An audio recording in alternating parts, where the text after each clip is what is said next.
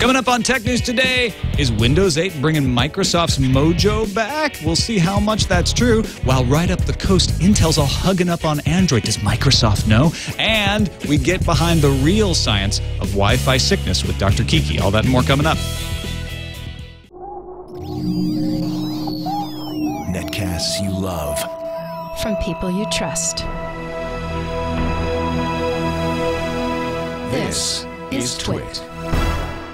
Bandwidth for Tech News Today is provided by Cachefly at CACHEFLY.com.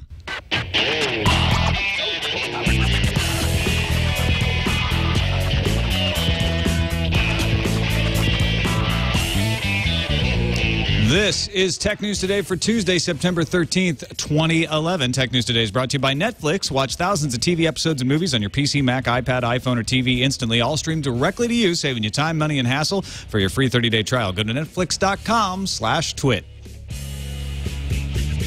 Welcome to Tech News Today. I'm Tom Merritt. I'm Sarah Lane. I'm Iyaz Akhtar. And this is the show we kick around the news of the day, try to make sense of it all. It is a WinTel day, my friends. The Build Conference kicking off in Anaheim, California, and the Intel Developers Forum, the IDF, kicking off right here in the Bay Area. Let's start with Microsoft. Huge announcements about Windows 8. All kinds of new features were demonstrated that they hadn't talked about yet. They gave out Samsung tablets running Windows 8, so we get our first look at Windows 8, not on a computer, but on a tablet. And they'll be releasing the Windows 8 developer preview at 8 p.m. Pacific time this evening. dev.windows.com, and apparently no activation required. So if you can, get through, if their servers aren't too hammered, apparently anybody can get their hands on it. Now, it is a developer preview. It's not even a beta, so it's going to be crashy. It's going to be buggy, as it should be at this stage.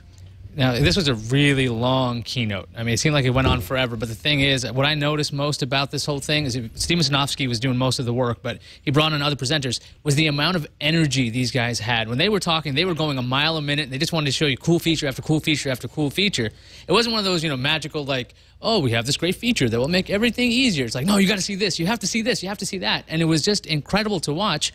To see that kind of energy that didn't seem as manic as a Ballmer presentation, it was just really fun to see because they had so many cool things in Windows 8.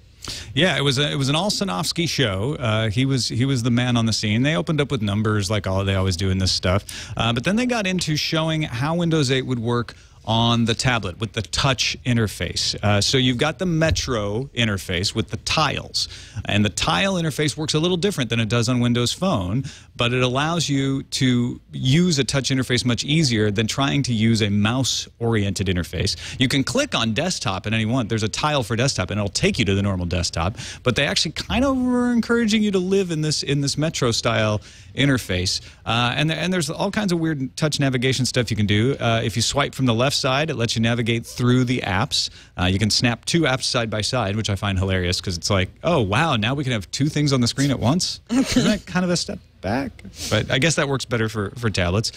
Top or bottom swipe brings up contextual menus, and a right side swipe brings charms.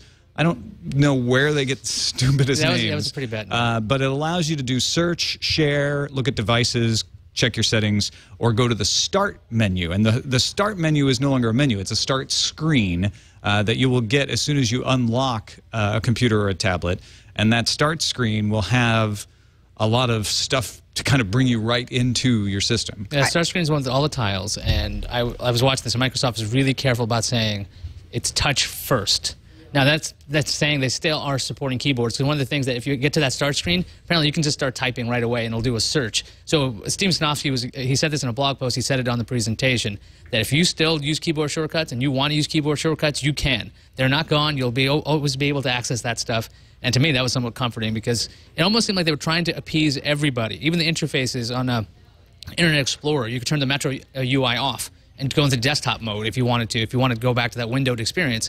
So it looked like they were trying very hard to not annoy their current install user base and whoever they get with Windows 8. Well, and that's been something that critics have accused Microsoft of internally. Nobody can make a decision. They have to appease their old users instead of going full force with something that they believe in. But at the same time, I mean, if you compare this to the the success of iOS. I mean, it's been successful, but they don't budge on anything. I mean, you just have to get used to whatever they give you. And this is going to appeal to a lot of people who like Microsoft products but want options. Yeah, this is really an attempt by Microsoft to fulfill something that a few people at Microsoft have been saying for a long time, which is we want to get away from the windowing metaphor. Yeah. They still have that desktop tile that you can go to, and it'll give you the familiar Windows interface. But they're trying with Metro to say there are other ways to do computing. We're not gonna lock you into the file system. In fact, a lot of this stuff is tied into the cloud, and there's a lot of functions you can do where you're not actually dealing with your hard drive at all. You're dealing with the cloud, and there's this thing called contracts between apps.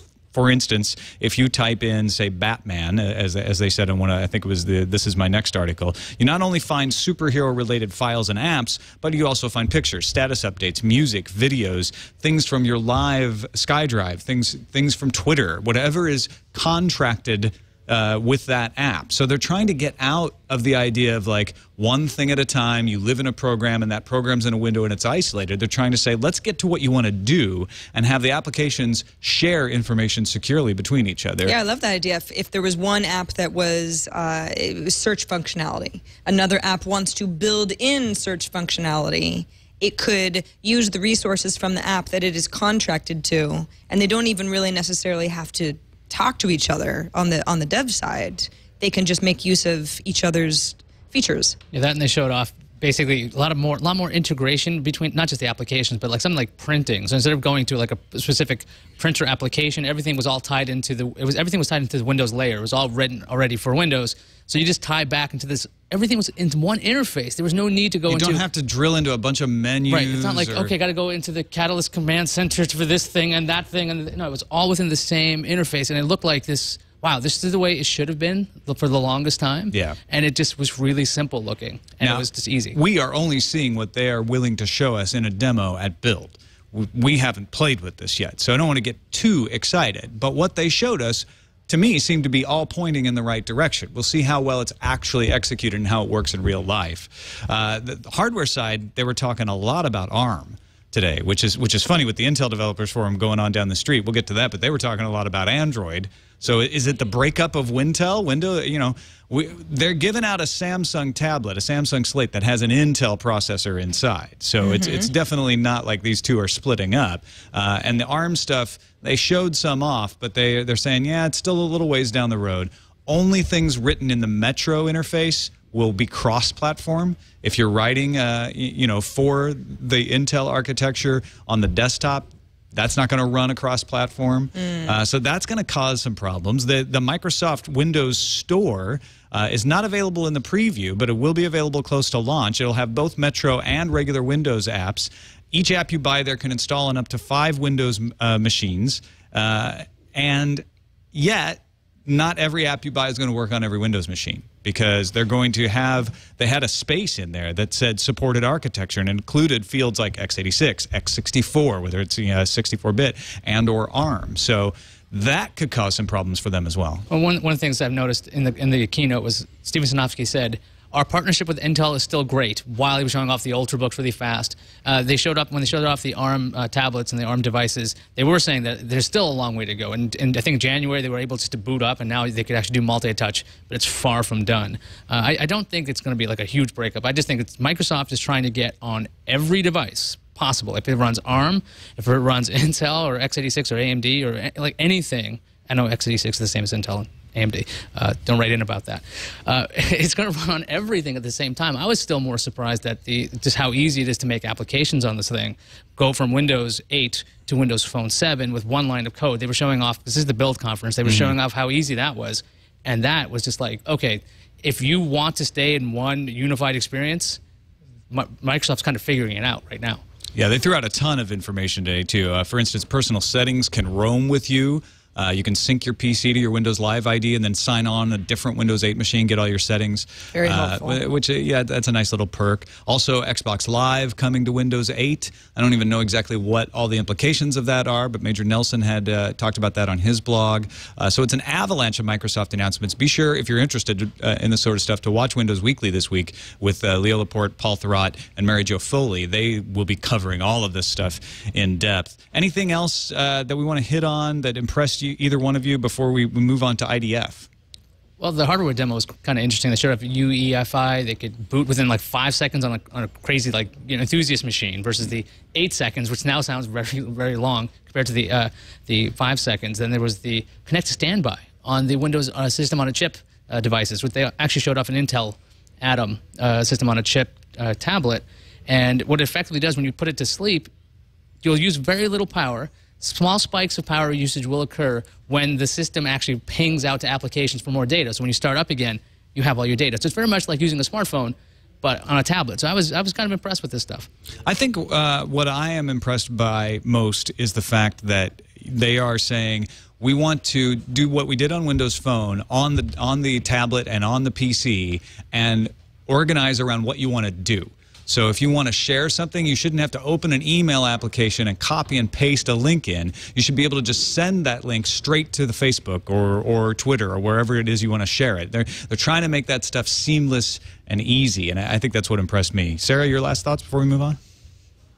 I wish I would have been a developer who got one of those Samsung tablets. I mean, I want to get something in my hand and play around with it. Yeah, I'm impressed. I think as silly as the name Charm is, I like the way that this layout looks. It seems like it's easy to get to your stuff, easy to get to settings and search functionality.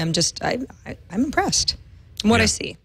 And Ken from Chicago points out, Nilay Patel has predicted that the next version of Windows after 8 would be the Grand Unified OS, one OS for phone, laptop, tablet, desktop, and game console.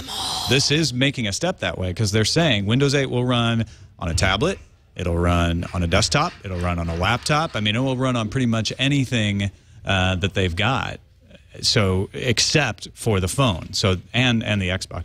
So if we might be getting to that one size fits all. That has its own problems. When you try to fit one size on everything, it doesn't always work. Because like when you try to run XP on a phone, devices maybe not a good have idea. different, yeah. So they're trying to split the baby here by having Metro and the desktop available. We'll see how that works in practice. I want to give that preview a try. On to the Intel Developers Forum. Just a few announcements here. Paul Onolini made a lot of noise about Ultrabooks. I was talking about how awesome they are.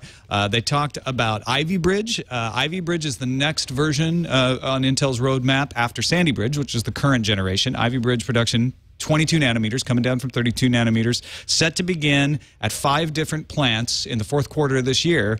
So we should be seeing the first shipping Ivy Bridge machines after the first of the year. Look for those at the Consumer Electronics Show in January. I imagine that conference center will be littered with Ivy Bridge machines. Sounds beautiful. Yeah. Just littered with Ivy Bridges. Everywhere. You can just wander like a fairy. Nantech is reporting a claimed 60% boost in 3D Mark Vantage scores from the next generation integrated graphics compared to Sandy Bridge, so it should have a nice production boost. They also talked about Haswell, which is the next chipset after Ivy Bridge, coming in 2013. That will also be a 22 nanometer chipset. 30% reduction in active power consumption over the Sandy Bridge Core i5, aiming for 20-fold improvement in standby. So their big thing they're pushing with Haswell is power consumption. They demoed Haswell running off a tiny solar cell. I think they showed off also, they wanted, or a goal of 24 hours on one charge with one of these things. So you'll be able to use a processor, use your computer your whole day for 24 hours without having to charge it. That seems also in line with their Ultrabook. They want super thin, they want light, now they want power efficiency. And I mean, that's always been an issue for 24 hours doing anything at all? I doubt that. Yeah. I mean, there would have to be some sort of a limit. I mean, you can overload anything and not get 24 hours. Well, I don't know. Hey. If it's a solar goal. cell, bring it on. 24 Yeah, hours of use. Whatever they can do to bring down the consumption of power, I'm all for. Big surprise was Andy Rubin, the guy who's in charge of Android over at Google, showed up on stage and teased a tablet and phone running Android on Intel's Medfield chip. Now, this was a reference design. They didn't talk about a manufacturer coming out with anything in particular, but they did promise that there would be Medfield-powered phones running Android sometime in early 2012. So while Microsoft's touting the ARM and NVIDIA is opening up their development kit for Windows on their chips, on the Cal-L tablets, up down in Anaheim, up in here in San Francisco, you got Intel on stage with Google talking about making Android phones. Yeah, but what manufacturer would, instead of dealing with a plethora of ARM manufacturers, would want to just deal with Intel solely and singularly? This is one company that makes this processor, so now you have to always deal with them. If something goes wrong with Intel, then you don't have these parts. But with ARM, you can go, like, if you're Samsung, obviously you're going to make your own chips. But if you're HTC, you can go somewhere else. If you're another company, you can go somewhere else, because there's a lot more manufacturers. I don't see why any company, unless they're making, maybe if they're like Dell, and they're making a smartphone, they're like, well, we could put full-on Windows Phone on this thing, or Windows on this thing, and Android, if they wanted to do that. It just seems like it's going to be a gimmick, because the other thing is, Intel, as much as they want this, they are not really power efficient when it comes to really small form factors. Not yet, no. So the question is whether this thing will finally be the thing that gets them over the hump or not. Yeah, I think Intel is hedging its bets because they did show off all those Ultrabooks with Windows. They did not say anything disparaging about Microsoft, but they're saying, look, if we want to win in mobile, where we're losing right now, we need to have Android in our corner as well as Windows, just in case Microsoft does crack this thing. McAfee also had an announcement at IDF showing off their first chip-level hook outside the operating system security software called DeepSafe. First of these products will be an add-on to McAfee Endpoint Protection that will focus on rootkit detection. So this is the first product of Intel buying McAfee, showing up at the IDF. All right, let's take a quick break and thank our sponsor, Netflix. If you go to netflix.com/twit, you get movies for free. You get television shows for free. You get them streaming practically into your brain because it can go anywhere your eyes can see. Netflix.com/twit. Try it out. You can watch shows on your laptop. You can watch them on your game console. You can watch them on your television. You can watch them. Netflix has apps pretty much anywhere you can think of. So if you already have Netflix, do a friend a favor. Give them this URL, netflix.com/twit. And we thank them for their support of Tech News Today. You know they just added the first 3 seasons of Breaking Bad in HD on Netflix? Yeah, after I caught up. Well, if you're not Bad caught timing up, on my part. I'm watching them over again. Yeah. Actually. They're actually totally worth watching. In HD. Over again. Yeah. So I'm thrilled. All right. Next story was one that came from Reddit, which, or technewstoday.reddit.com. People were really interested in this story. BBC ran a story about dozens of Americans who have moved to a small town in Green Bank, West Virginia, to get away from their alleged allergies to Wi-Fi. Green Bank, West Virginia is a radio quiet zone meant not to interfere with radio telescopes. You probably heard a young Kai Sanford in the background there. Dr. Kiki is on the line to talk to us about this story. So Kiki, World Health Organization has said that there is no clear diagnostic criteria, no scientific basis to link symptoms to EMF exposure. But at the same time, these people are convinced that they're bothered by this, so much so that they're moving to this remote town in West Virginia. There's video of women crying. Dr. Andrew Marino, a neurology professor, led a study at LSU, which is the only study I know of that indicates there might be a link between electromagnetic fields and an allergic reaction. What's the story here? Well, the story is that there are a lot of people who think that they are hypersensitive to electromagnetic radiation. The reality is there's no scientific evidence that concretely supports the existence of a syndrome that occurs in response to radiation exposure. That said, yeah, there is some kind of a syndrome. People are obviously, they have symptoms. So whether it is whether it's all in their head, whether it's something that they've come up with and they are experiencing, but it's not right. They're really experiencing symptoms, but it could be psychosomatic, or it could be caused by some other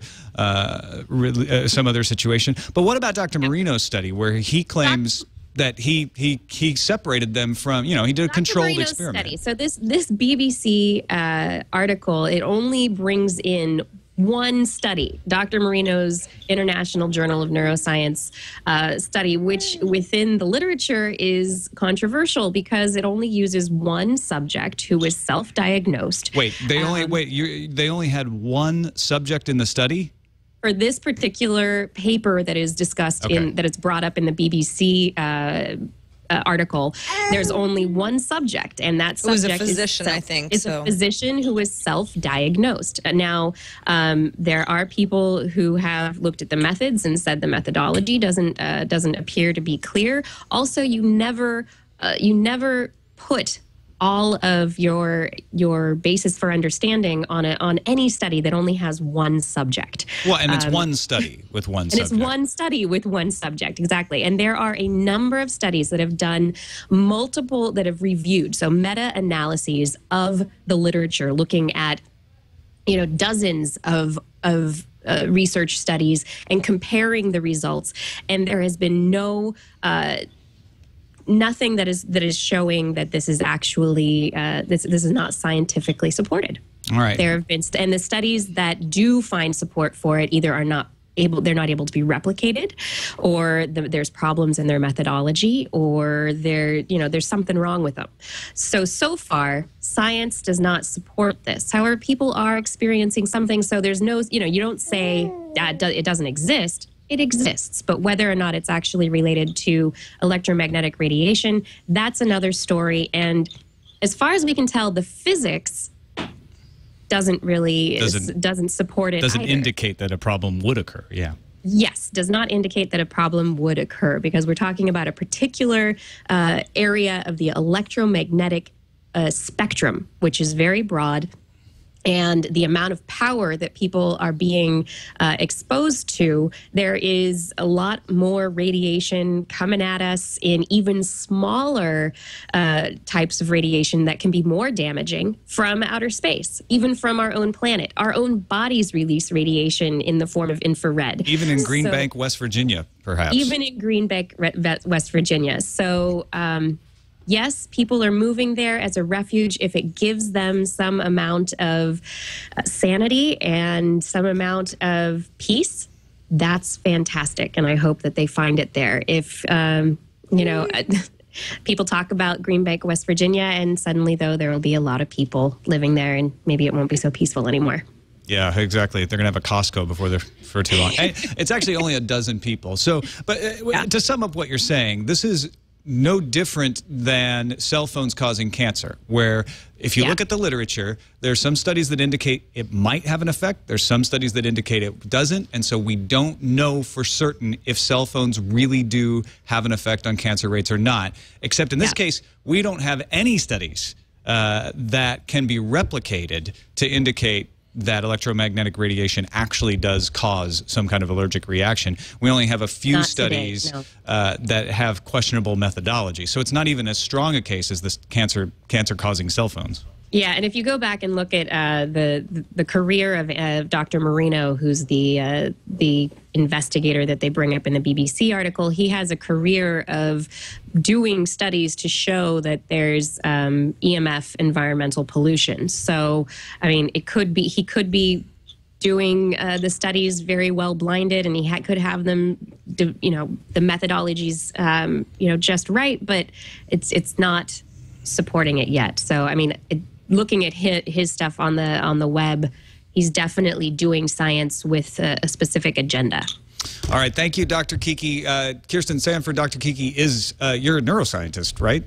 I am, yes. So you kind of know what you're talking about, this field in particular. That's why I appreciate this field a little bit. I appreciate you taking the time to explain all this to us. And thank Kai for me as well. He was very good.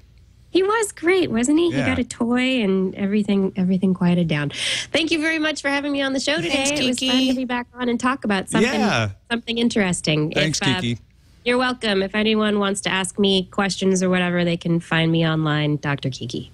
KirstenSanford.com. And, of course, you can find her right here on the network, This Week in Science and Dr. Kiki's Science Hour, both on Thursdays right here at TWiT. That's right. All right, let's move on to the Nintendo presser.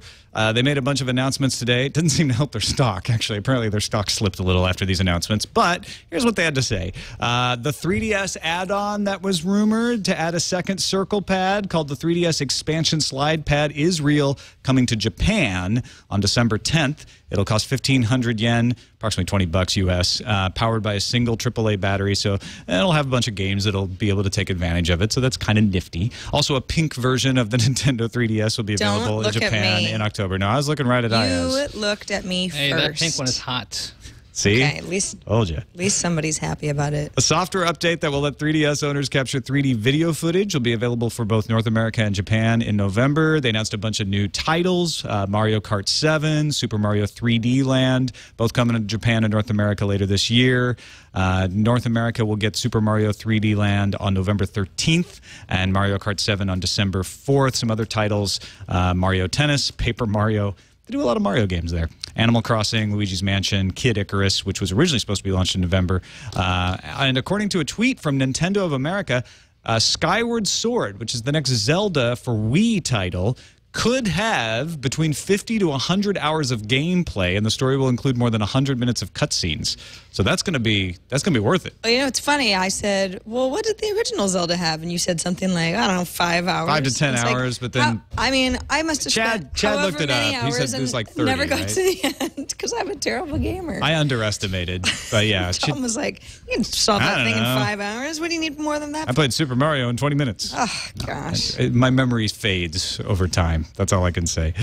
Finally, Google's travel search finally launched. It's their first product as a result of the acquisition of ITA, the folks who mine all of that travel data for booking. That was a controversial acquisition that Google had to make some concessions to be allowed to make. But if you go to google.com/flight, is it flight or flights? Flights. Flights. Google.com/flights, you'll be able to try. Although you'd think that they should probably get both. Yeah, they probably both work. Yeah. But you can try it out. It's Flight very is basic. 404. And works. Come on, you gotta make flight work. Yeah. People. Absolutely. Colleen. A good 50% of people are going to forget that ass. The flights filter now shows up in the left side nav when you're just using the regular search. That allows, if you're doing a flight-related search, so you can filter your results by things that are actually from ITA. No one ways yet, though, so it's kind of limited. But you tried it out, Iyaz, and I think you were a little smitten.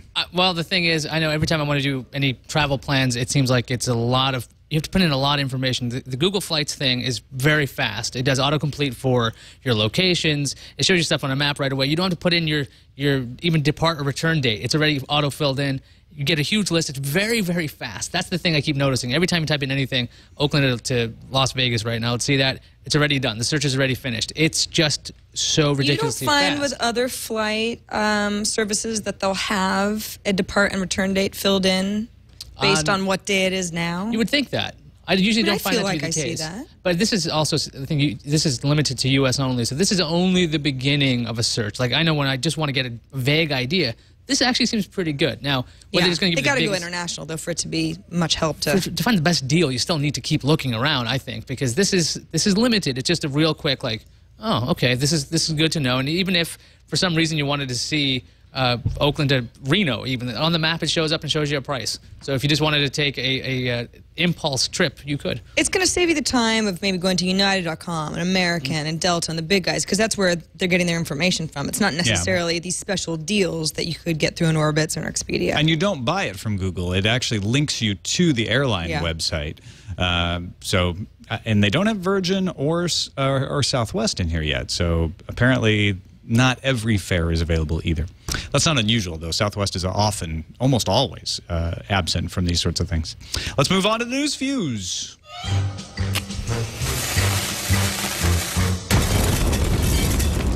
Time, right off the top, for our continuing coverage of patent wars.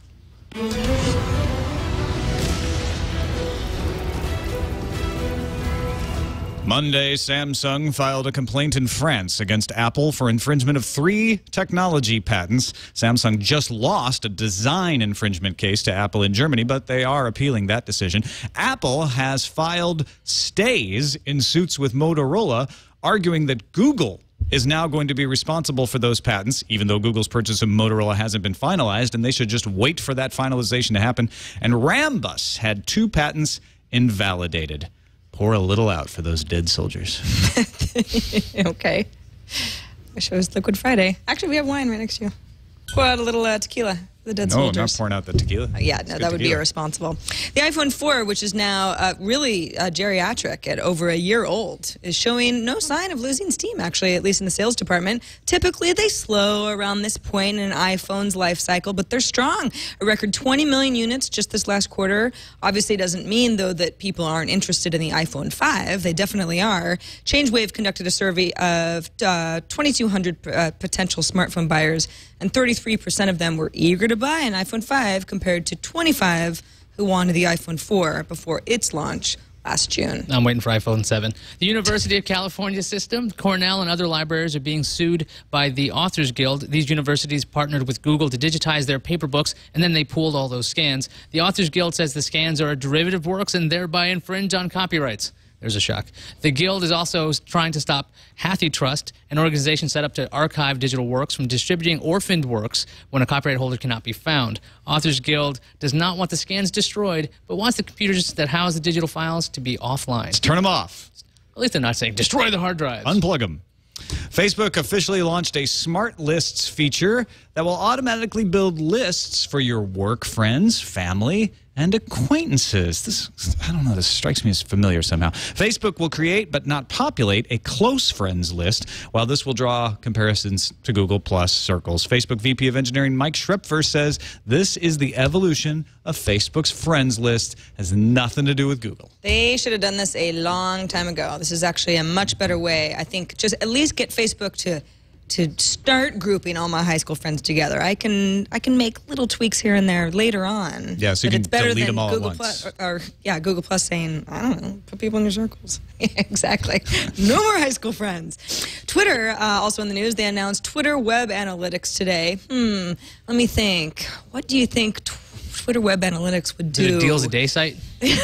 Almost, actually. It's going to allow web owners to track how much of their traffic originated from Twitter. It could be helpful. The new Web Analytics uses technology from Backtype, which is a company Twitter bought earlier this year. Only a select few are going to have access to Twitter Web Analytics, at least at first, but it will become available to all in a matter of weeks. A new service called Bitcasa will charge its users $10 per month for unlimited cloud storage. Announced at TechCrunch Disrupt, the company says it can offer this kind of service because 60% of user data is identical, so the company can store one copy. All data uploaded to Bitcasa is encrypted, and the company claims that it will not be able to access the files itself. All data is stored in the cloud and streamed to the user, so it's not too useful if you're offline. Bitcasa right now is currently available for free as a private beta.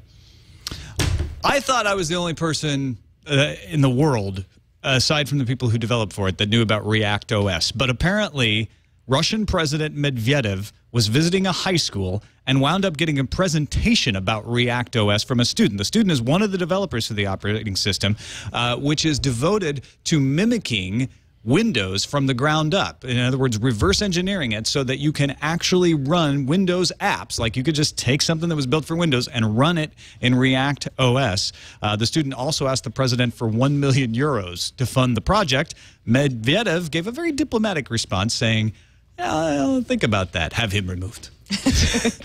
And the student was never heard from again.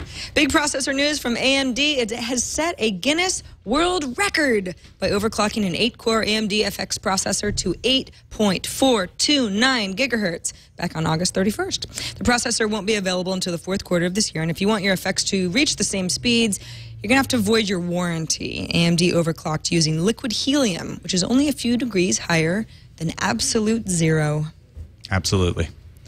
File sharing site Hotfile is suing Warner Brothers for fraud and abuse. In 2009, Warner Brothers contacted Hotfile about files that infringed on its copyrights. So Hotfile gave Warner Brothers access to a special rights holder account that allowed the company to delete files directly. The lawsuit claims that Warner was abusing the tool by deleting files that it had no claims to, since Warner was deleting things using keyword searches. So they would search for the box, and there went like the cancer box. That's the problem with the way this stuff works. We'll see how this lawsuit turns out, but I wouldn't say this would be the last time we hear this sort of accusation, at least. Let's check the calendar, shall we? We shall. Hey, everybody. Happy Programmers Day. This is Go 240. This is a day that's officially recognized in Russian, definitely observed in several other countries like our own, the UK, Germany, France, to name a few. And it's celebrated on the 256th day of the year, which is 2 to the 8th power. And that day is chosen because that's the number of distinct values that can be represented with an 8-bit byte. It's geeky as heck. A equals A plus 1. And this year it's on September 13th, but on leap years it's September 12th. Right, because it's always the 256th day. Exactly. Also on this day in 1985, the original Super Mario Brothers was released for the NES. It's funny, I'm thinking back, it's like, wow, 1985. I didn't know what Nintendo was. I was definitely a few years late on that. Oh, no, I was sitting in the summer playing Super Mario Brothers all the way through, finishing it and saying, in 1985? There's no one else in this house but my younger brother to appreciate this fact. I need to get some friends. I remember getting my Nintendo for Christmas one year, and it was like a year that all the kids got the Nintendo. Well, all the kids wanted the Nintendo that year. I think it was 1988, maybe 87. So maybe we're just Sebastopol people. Super NES, maybe. No, not Super NES. Wow, sorry. Yeah, I know. I'm sorry, too. Deprived childhood. I had to read books for those Laura Ingalls Wilder's. Oh, my God. How do you live like that? Not very well. The first version of Firefox for tablets has appeared in nightly builds for developers to try out. More specifically, Firefox for Android Honeycomb. Now, Windows Phone 7 doesn't have the necessary low-level access to permit Firefox to run, and for those of you who want Firefox on iOS, Apple only allows browsers based on Apple's WebKit browser engine. Yeah, so you're stuck with that weird home app from Firefox. But for Android Honeycomb users, get ready for Firefox. Verizon Wireless announced today that the launch of a new $50 unlimited plan for prepaid customers is coming out. Starting this Thursday, you can get unlimited talk, unlimited text, unlimited web at Verizon stores, Walmart, Best Buy, and Target. But there is a catch. Yeah, you're not going to be able to use just any old smartphone. You have to choose from a selection of 4 feature phones from LG, Samsung, and Pantech. It's like saying, you can have as much water as you want. Here's a thimble for you to carry it in. Right. The data, it never ends. But it really hurts my eyes. Unlimited buffet. Here's a fork, no plate. Motorola Electrify is coming to U.S. Cellular this month. If you're like, what? What is that? It's actually a rebranded Photon 4G, just without the WiMAX. Same price as Sprint's Photon, though. Well, because it's different. $200 with a rebate. Although, keep in mind that last month, U.S. Cellular announced LTE plans coming in November. So keep that in mind if that's something that you want to use on their service. Finally, the Sony Android Walkman release date and price is now official. It's going to launch December 10th in Japan, which is 28,000 yen for the 16-gigabyte version. They also have 32 and 64 versions. Running Android 2.3, Android Market access included, along with some goodies, FM radio, micro HDMI, active noise cancellation included. They also have, it's bundled with these noise cancellation headphones that they're going to try to bundle in. So I kind of poo-pooed this idea at first, like the Walkman, really? But I don't know, I think it's kind of cool. Really? You're warming to it? I'm warming. I still poo-poo. Yeah. All right, this would be where we would play our new feedback intro, because we're going to play our voicemail next, but we don't have one because we haven't named it yet. We got some more name ideas. I still like Reply All, but we got Backscatter, The Bite, which I think Byte Magazine might have a problem with, Kickback, because we kick around the news. Kick back. Yeah. It sounds like we're getting paid. It sounds like we're just going to chill. Yeah. Smashboard. Smashboard? It's a great name for a band. Well, Smash Mouth might have a problem. Yeah. Crowdsource. Crowdsource. Straight ahead. Very simple. I kind of like it. Tom's Mail Sack. Really? No. Can I veto that one? Yeah, me too. I second that. The visual already is bothering bothering me. me. Bumper for that one. In fact, we need to cleanse that from your mind by listening to this voicemail. Right here. This is Travis from Irvine, California. I had a question. One of the big deals about switching between cell providers in the U.S. is that half are GSM and half are CDMA, so you can't move back and forth easily. But I noticed when Verizon goes to LTE, they put SIM cards in the phones. So I was wondering if in the future when everyone's LTE, you can move easily from network to network. Thanks. Sadly, no. You would think that would happen because it would be possible, but the LTE phones in the U.S. are all going to be using different wavelengths. Different bands in the U.S. as well as around the globe, so it doesn't even matter. If theoretically, you could make a phone that had radios for all the bands, but the carriers could not support those bands on purpose, just lock you out. Actually, well, no. Even if you try, there's a way around that for the carriers too. So if you had all the capabilities on that phone, because I remember I read this in an article at PC Mag, they could still lock you out. Well, not because they wouldn't support the bands. They would just not recognize the SIM, phone, I guess. right? Yeah, I mean, they can always block you in that way, in which case you can bring a lawsuit right away and say, look, I have a device that uses the band and I have their SIM card. Why won't they let me use it? I'm ready to pay them. And that they don't want to do that because they'll get taken to court. At least that's my guess. But nobody's going to make phones that have all of those bands in them anyway. That's going to be the problem, sadly.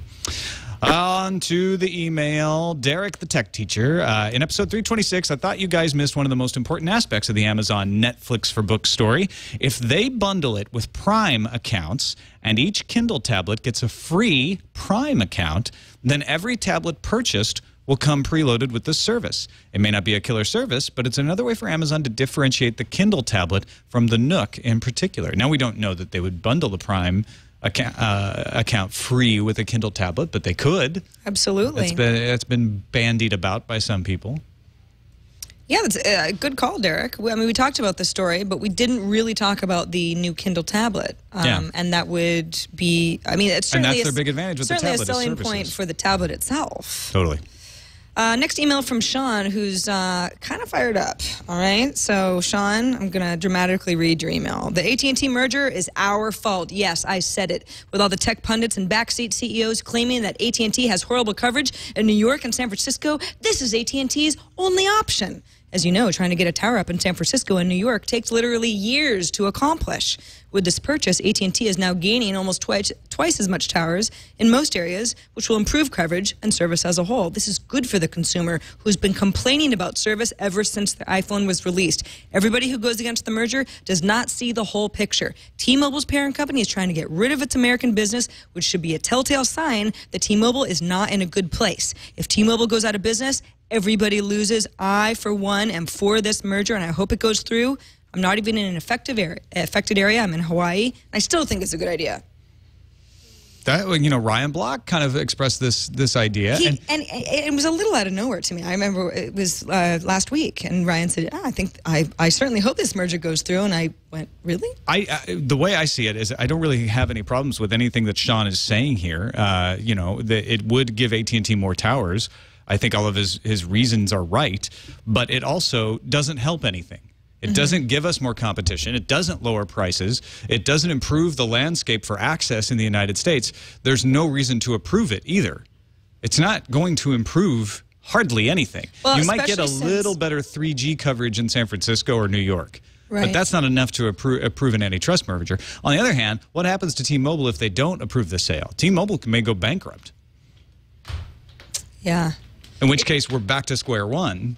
And it's like, well, you might as well approve the merger because it didn't make any difference. What do you think, Iyaz? I'm just thinking about Light Squared now. I'm just hoping Light Squared gets the thing off. I hope they get their system going, the network going, so then there's a lot more carriers. I mean, that's really the other side to this. Whether T-Mobile survives or not, they're probably going to die anyway. Doesn't really matter. Well, it's also, I mean, we all know that AT&T can spend some money on their infrastructure, which would be less than buying T-Mobile. So when I think about it that way, it's like, well, you either eliminate a competitor or you just spend some of your money that you would have done eliminating the competitor. Granted, you get T-Mobile might be screwed. Sean's got a point. You get a bunch of towers that you don't have to have approval for, and that's great. But remember, T-Mobile also doesn't have any LTE towers.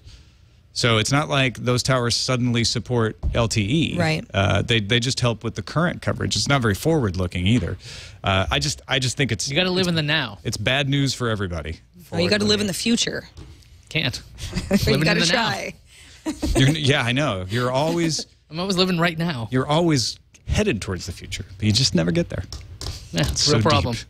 All right, thanks to our folks on Reddit, technewstoday.reddit.com. Captain Kipper is the guy who submitted the Wi-Fi refugees story we talked about earlier today. There was also Radiowood, T2T2, TM204, Grizzly82, FJA, and more folks submitting stories on there, and lots more voting things up and down. Go to technewstoday.reddit.com to help us pick the stories we cover on the show each day. We thank everybody who does. And don't forget to tune in tomorrow for Trisha Duryea from All Things D. She'll be joining us to comment on the tech news. We will see you then. Find us on the web, twit.tv/TNT. You can email us, tnt@twit.tv, or give us a call, 260-TNT-SHOW. See you tomorrow. Bye-bye, everybody. Play the music, Frank. I mean, Chad. Do we have a Chad's name isn't Frank.